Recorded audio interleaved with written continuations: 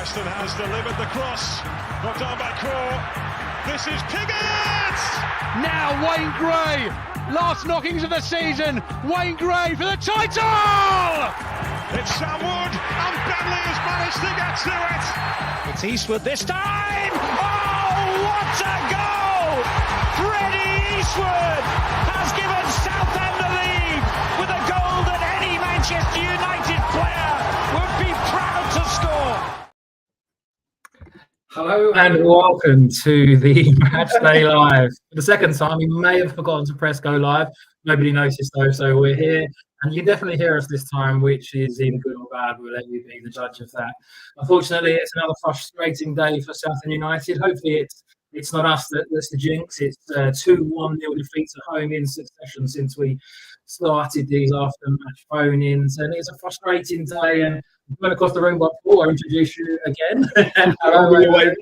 And your thoughts on today's game? It was much of the same from my perspective, potentially. What it was like from where you were watching on in the stands? Much of the same again. It's more chances created, getting the ball into the box, unable to finish those chances, trying to rush the play in certain circumstances, distribution from Colin led to the error, led to the goal, or led to the corner, led to the goal. Obviously, we're hitting this little rut of form at the worst time possible. Remembering that we've also played some really good teams over the past few weeks. Not much more that you can say other than, on to Oxford next Saturday, because that's going to be a big game for us. Yeah, 100%. And you look at the league table, I know we're naturally all tend to worry as Southend United fans, myself included, but is there real cause to worry now when you do look at that table and see where we are? Are we in the relegation fight? I don't think so, personally. We're there. We're drifting around that area of the table. It's not nice to see us down there, but I don't think that we've got cause for concern to be going down. We've got a strong team. We've got an amazing management team. I think we're one Carwell goal or Daka's goal or Waldron goal away from hitting a run of form again. Yeah, I'm delighted to welcome back Charlie, who joined us last week. Paul touched on Danny Waldron there. He made his first start in a Southend United shirt today. What did you make of his performance, Charlie? And hello, good evening. Thanks for joining. Yeah, you're right. Not too bad, thanks. All considering, but let's hope next week's third time lucky, eh? Definitely. And what was your take on the whole of today? Sorry? What was your take on today as a whole? Yeah, I mean, it was good to see.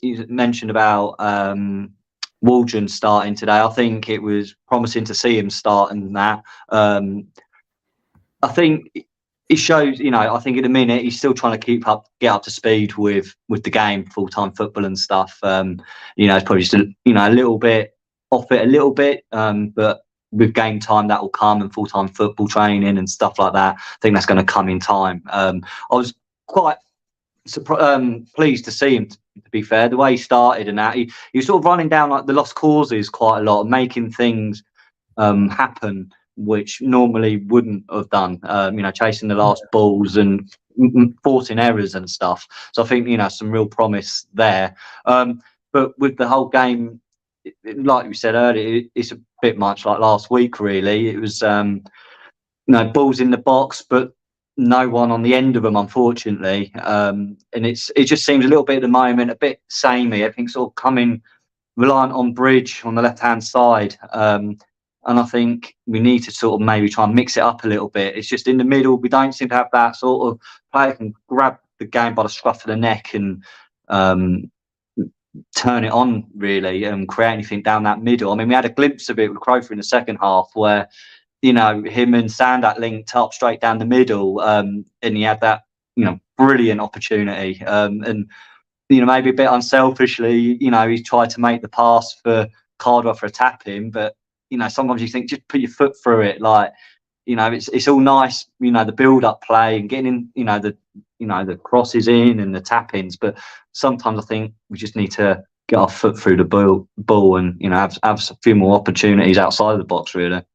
Yeah, I think you're right with Waldron. I think it's important not to maybe expect too much too soon. I think that was my Yeah. concern. He was being sort of built up into. I saw a couple of people have messaged me saying, "Oh, I've seen him on YouTube. He's the next Freddie Eastwood and all this." And I said, "Oh no, that we've got to give him time." You know, last Yeah. week was the first time that he had trained full time with Blues all week. He'd still been working in his previous job in finance. He'd been serving his notice period where that was concerned. So it's going to take time, isn't it, for him to sort of get up to speed. So the obvious problem, it seems, right now is scoring goals. So Paul, if I go back to you, what do you think is Southend's best combination in terms of going forward?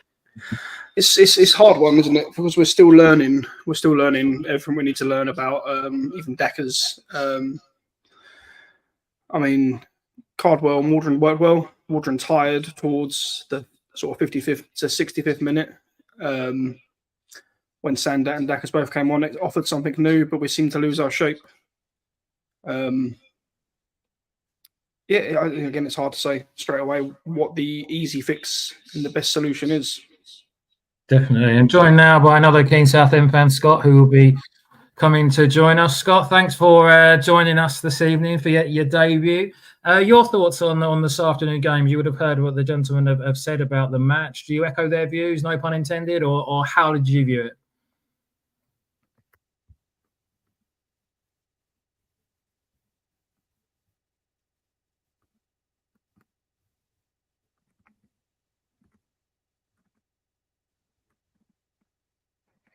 No, unfortunately, I can't hear you, Scott. I don't know whether you've got us on mute. I was a little bit concerned that was just me to start with because last week it was.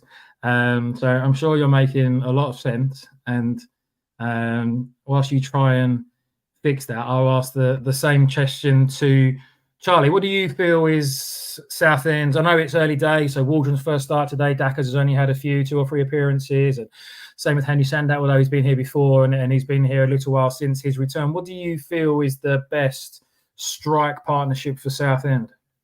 Yeah, I'll sort of mirror what I said earlier. It's difficult, isn't it? I think ultimately, you'd be looking at sort of Cardwell and Waldron would be my 2, but obviously Waldron, like we touched on earlier, you know, he's got to build up to the speed and, you know, get his fitness and stuff, you know, and we don't want to put too much pressure on him. You know, he's only just come in and, you know, if we put too much on him or overwork him, you know, we can end up having the opposite effect of what we need. So, you know, we've got to bed him in slowly, give it time. You know, we've got a lot of new players, you know, recently 3, you know, Crowther, Morton. We've got to give them time to bed in and get used to the way Kev plays, the team play. You know, they've only had a few games together, really. So, I think going forward, I think Waldron and Cardwell probably are our go-to players. But as you say, we just need to find something at the moment to get that first goal. Like, as you say, I think once, you know, we get 1 goal, I think, you know, the rest will start coming. It's just getting that first one at the moment, which seems a bit elusive. Yeah. Scott, can you hear you now? Oh, no, I still can't hear you. We'll keep trying. I'm not too sure whether or not it's you or me. It normally is me. So I'll go back to you, Paul. With the strikers, when it comes to scoring goals and not being able to score goals, as the case may be, everybody always points fingers at the strikers, and it's the natural assumption that we all make. Do you feel there's enough creativity in the final third? Do you feel the chances are there? Do you feel there are the opportunities for the strikers, or is that something else that needs to be improved or needs to be tweaked a little bit tactically or needs to be looked at? Where do you see Southend in the final third as a whole rather than just focusing on the form of the strikers? I mean, if you look at the performance today, I mean, Crowther had 2 opportunities, and there was that opportunity second half where he done a drive and run for the pitch, got into the box, basically 1-on-1 with the keeper, and he's tried to cut it back towards Cardwell or Dackers there. You know, if he just puts his laces through that, it's bottom corner, it's 1-0, and it's the complete opposite story, isn't it? It's you know, so yeah, while we point the fingers and say our strikers should be scoring more goals, there's other people that can score. Seeing Ken take a shot from about 25 yards out was refreshing. It was fresh air. We need to have that finishing mentality in the final third, which we don't seem to do. I agree. Right. Ollie is now with us. Thank you so much for joining us again, Ollie. Man of the match between you and Charlie last weekend with your performances. My phone was going off with both of you. So I think you'll be after my job soon, Ollie. So your thoughts on today as a whole. We start off just generally. What was your view on Southend's defeat to York? No excuses, really. I'm disappointed.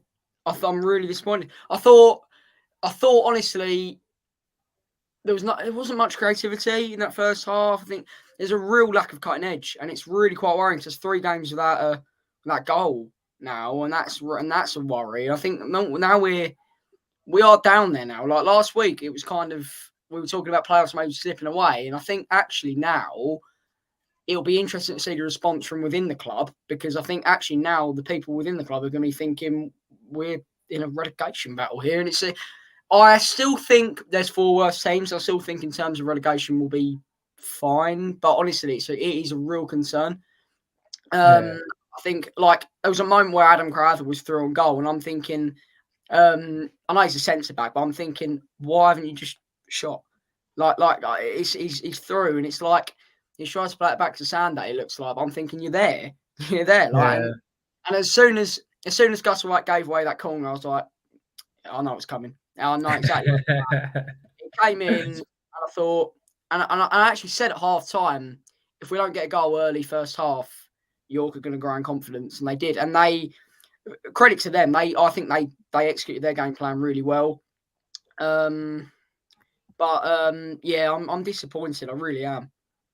Yeah, because I saw you before the game and we were quite positive, weren't you? You were pleased with the starting lineup, the 3 changes with Crowther coming in and Morton and Waldron in attack as well. So it started well seemingly, didn't it? But what did you make of, we've spoken about Waldron, what did you make of the other 2 and how they performed coming back into the starting lineup for Crowther in terms of his first start? Adam Crowther was excellent. He really did look quite good and I think when he played for like 45 minutes last week, he looked good as well. But Danny Waldron, he still needs to bed in, because there were a couple of kind of times where he still needs to, like, we need to give him time. Obviously, we need to give all the new signings time. But he still looks quite raw and kind of like he's still adapting to the league, obviously, I think. But I think Adam Crowther looked really good. James Morton, good, really good. He looked good as well. He just looked so composed on the ball. And that tackle as well, it reminded me of Ryan Leonard in the first half when he got back. That was probably the highlight of the game, ultimately. Yeah, that was excellent, because I was thinking, this is 1-0 here, and he made that tackle, and I was looking around, I was thinking, is the ref pointing to the spot there? Because how has he actually managed to prevent scoring? It was excellent. But I think I haven't got many concerns with him. I think short term, I think it's going to take time for Danny Waldron, and I think Adam Crowther looks really settled already, I think. And but yeah, they're still settling in, so we can't really make a judgment on them, to be honest.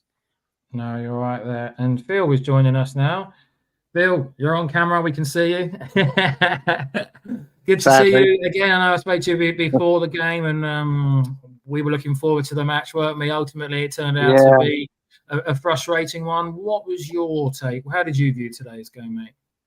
Well, we had a lot of the ball today, a bit like last week, but it was, for me, again, it was just decision making, wrong decisions. I mean, we seem to be just going one direction, down the left through Bridgie, and I think his decision making was pretty poor today, if I'm honest.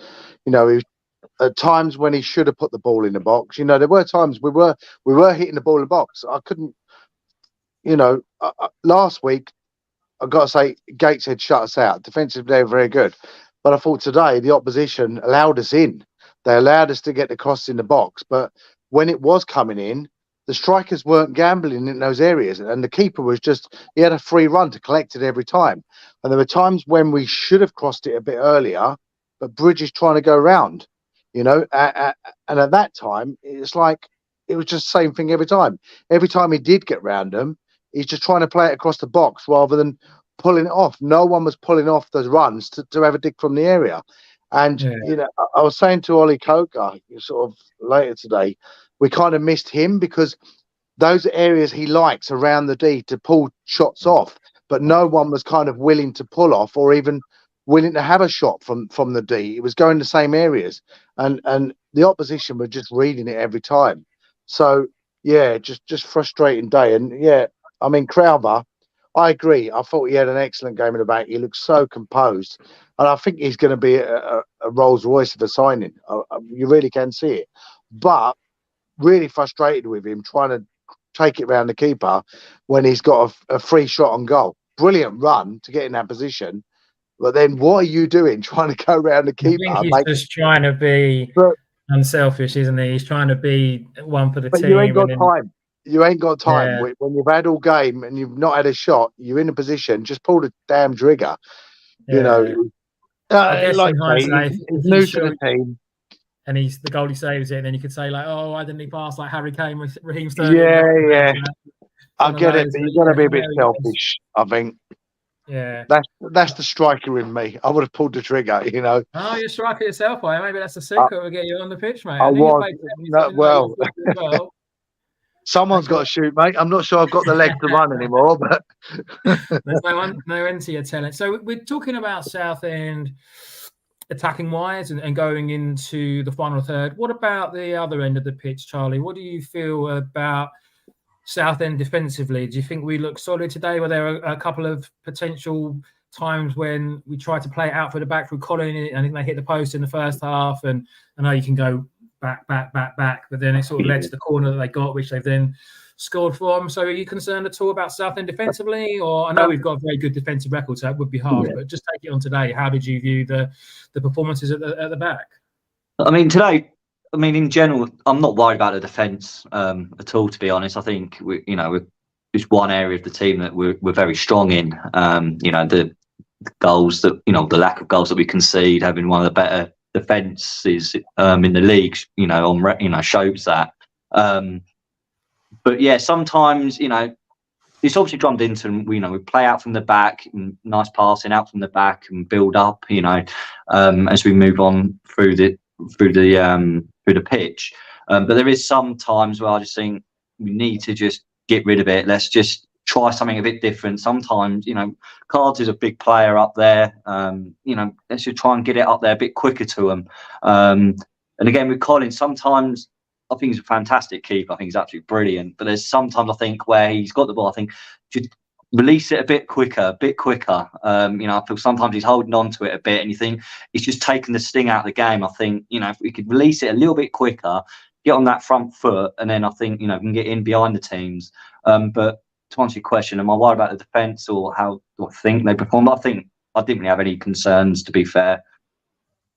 Yeah, no, fair comment. Lots of comments as well that are coming in. Thanks for those sending their views. More than welcome to join in us. Echoing what Phil said as well, that we rely on Bridge too much to create chances. Obviously, you think he's got 11 assists so far this season, so he has come up trumps quite a lot of times. But do Southend need to sort of try and vary it a little bit, try and go down the middle, try and go down the right-hand side, trying to get Gus Scott Morris. He's got a lot of assists as well, and he's a good player going forward. But we are looking at it and just looking at other results as we do, and it's like this. Hartlepool are currently winning at Woking, which is good news from Southend's perspective. But Ollie, do you think Southend are in a relegation fight? Let's cut straight to it. How do you view it? I've said all along there's 4 worse teams than us in this league, and we've got enough quality to say up. I still believe that, but I think in terms of a relegation fight, yeah. Because I think I look at it, we're only 2 points away from the bottom now, like the rock bottom kind of thing. Oh, right. Let's have a look. I've got the league table here in front of me. I just looked at the relegation zone. According to this, I'm not sure if it's updated or not. Oxford are currently on 27 and we're on 34. Okay. So it's a few more. It's a while since I got my B for GCSE maths, but I still think that's a little bit. But obviously Oxford got thrashed today, didn't they? They lost 7-1, and we've got them next week, and that's I know we all say it every week, but that is a huge game, Ollie, isn't it? How are you sort of feeling ahead of that one already? I know it's 7 days away.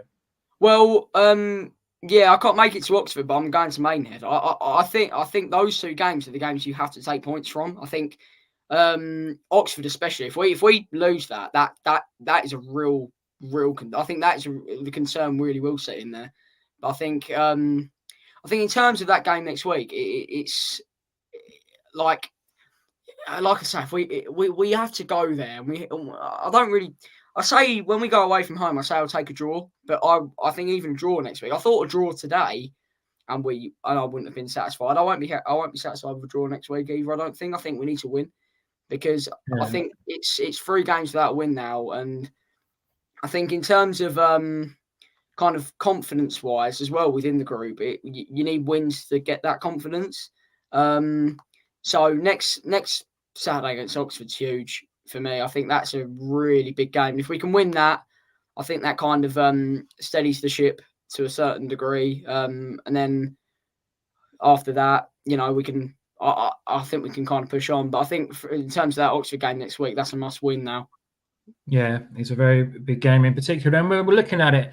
Running up as my next question, and I've seen All at Sea have just come in with a similar point as well. I often agree with the views that they put across. I think we see the game the same way quite often. Playing for Southend this season has been very different to playing for any other club, really. These players have gone through an awful lot physically and mentally, and during the first half of the season, they pretty much played every single minute of every single match. We all know what happened with the games where there was 1 or 2 substitutes. So are we getting to the stage now? And I know people jump on this and say, oh, in the olden days, they didn't have any subs and they only play football. They should try doing a proper job. But are we getting to the stage now, Phil, where are Southend United tired? Is that a fair problem? Is that something that you see, or are they fit enough just to get on with it?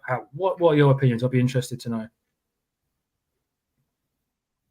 Phil, can you hear me? Possibly. I mean, they are a very fit group. Kev does work them hard on the training ground. And yeah, to be fair, like you say, they've played a lot of minutes. They've not had the luxury of rotation. But now you look and there is a full bench. There has been times where there've been one, but there is a full bench. They are getting a bit of rotation. Like Ollie Coker, he's had a bit of an injury, but he's actually got the chance to rest it now because we have got the subs. Same with Cardwell. He's not forced to play if he's got a niggle because we've got a few strikers. So there is the opportunities there.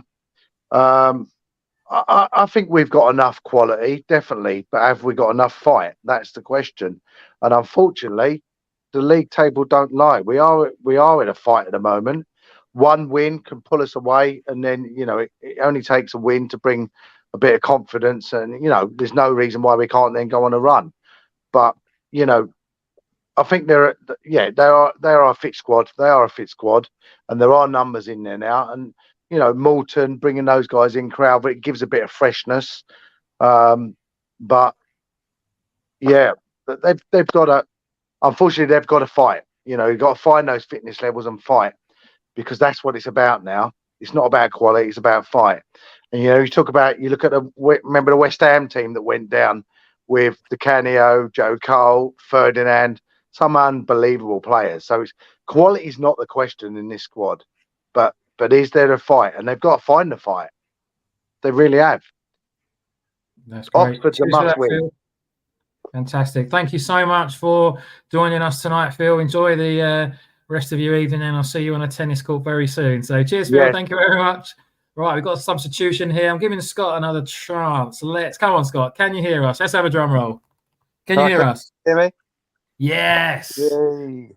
Yes, well done. Thank you very much. So you heard Phil there. He was saying that the league table doesn't lie, which normally it doesn't, but perhaps potentially it does where Southend United are concerned this year. Kevin Mayer pointed that out in his after-match interview. He sort of was quick to point out the 10-point deduction, and if you added that back to where Southend would be, I think we'd have 44 points and we would be sort of up to 9th in the table. But that isn't the case, unfortunately. We are where we are. And how do you view things as a whole? What did you make of the game today? And how worried are you now about what's to come?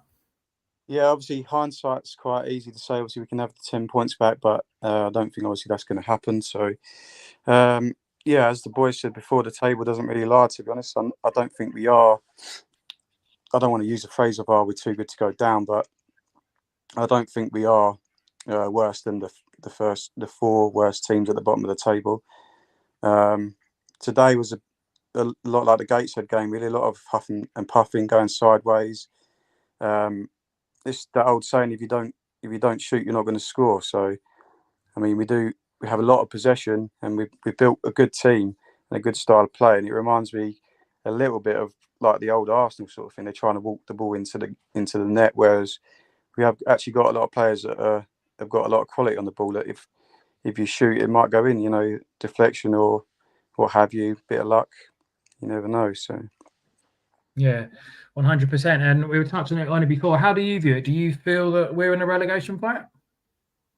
I mean, yeah, the table would tell you we are. I mean, I think we 1 point now below the drop. So next week we've got Oxford City. I mean, they got battered by Dagenham 7-1 today, so I'm sure they'll be looking for a reaction next week. So we lost a bit of momentum, haven't we, since the takeover and the lads signing new contracts, which we just need.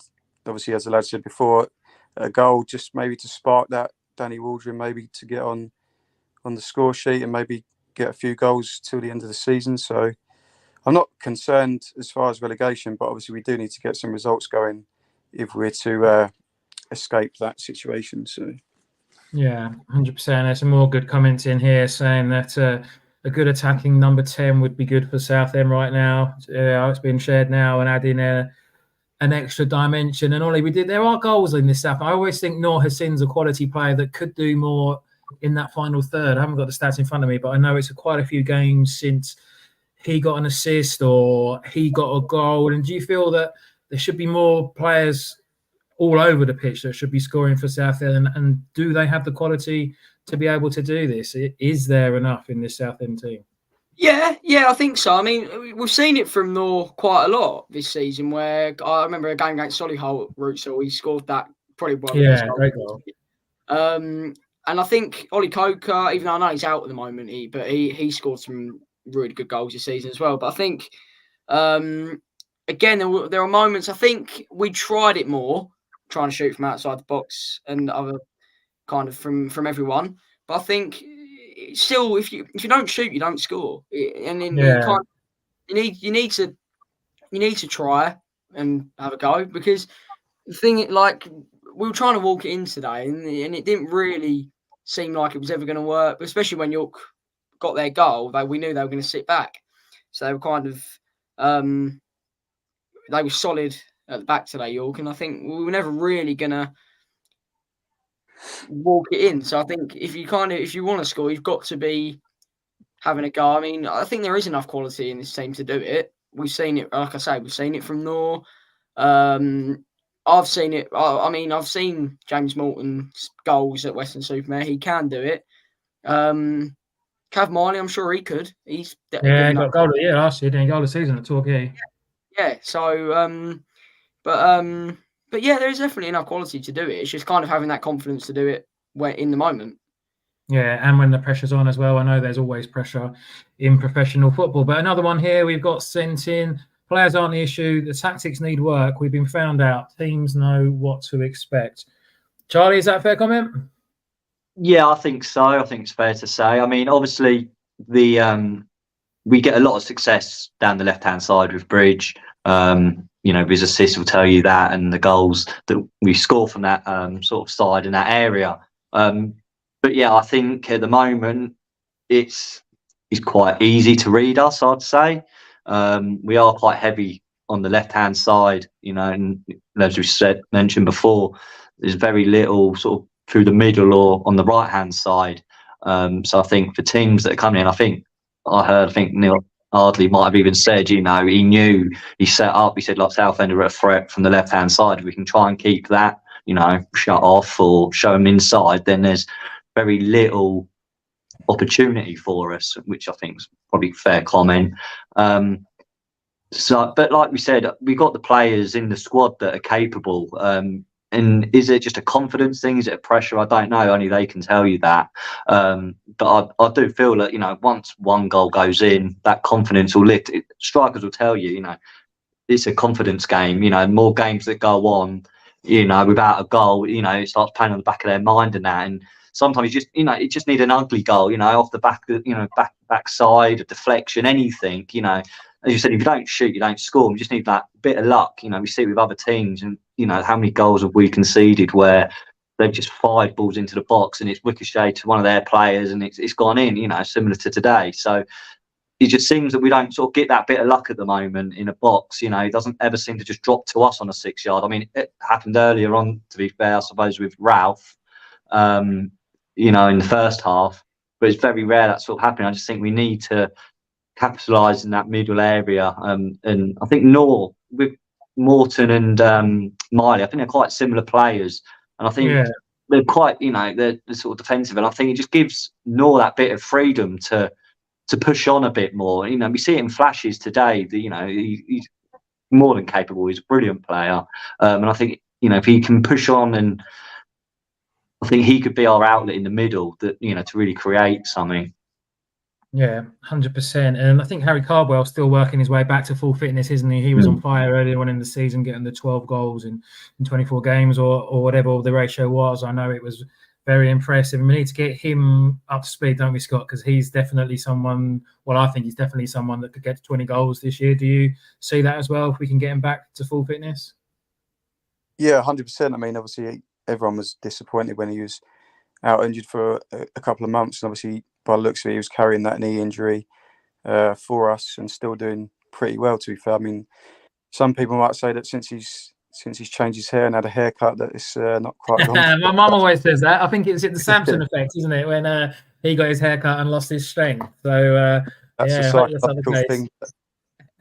But yeah, I mean, he was probably on for 20-odd goals this season if he didn't get injured. So hopefully, as the lad said, maybe just get that one goal, even if it's just a bit of luck, and it gives you a bit of confidence, and then go on there, and then maybe we open up a team and score a few more than one or two. Do you know what I mean? So yeah, definitely. Right, thanks for joining us. Now I'll finish off as we do every week, or we're going to be doing every week, with just a man of the match. So Charlie, who was I know it's a tough one when you lose, but who did you think was man of the match for Blues today? I think for me, it's a bit of a tough one. I'll probably Crofer, I think, for me, probably just edged it. I think for his sort of first starter now, I think he looked really assured at the back. I think he looks a brilliant player, and sort of excited to see him. So for me, it'd be Crofer. Ollie, who was your man of the match? I'd agree with Charlie, because he looks like he's just come in, but he looks like he's been here for a while. He looks really settled there, and he looks like he's going to build up a really good partnership with Ralph and Kensdale, and that showed today. So I think I'd actually give it to Adam Crowther as well. Yeah, tough for Harry Taylor, will have been playing one of the players of the year so far, coming in, and he's replaced him. And Scott, just wondering, who was your vote for man of the match?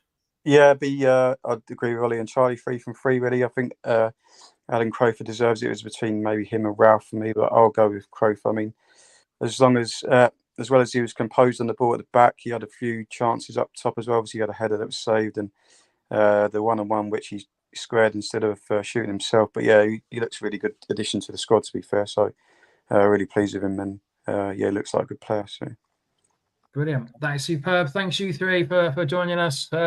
Once again, thank you everyone who tuned in. Fingers crossed it'll be third time lucky next time around, and we'll finally have a Southend United win to be talking about. It's a lot easier when that's the case. So thanks once again. We're all off now to the Evening with Peter Taylor with Super that we're all looking forward to. So if you're there, come and say hello. We'll see you there. And until next week, up the Blues.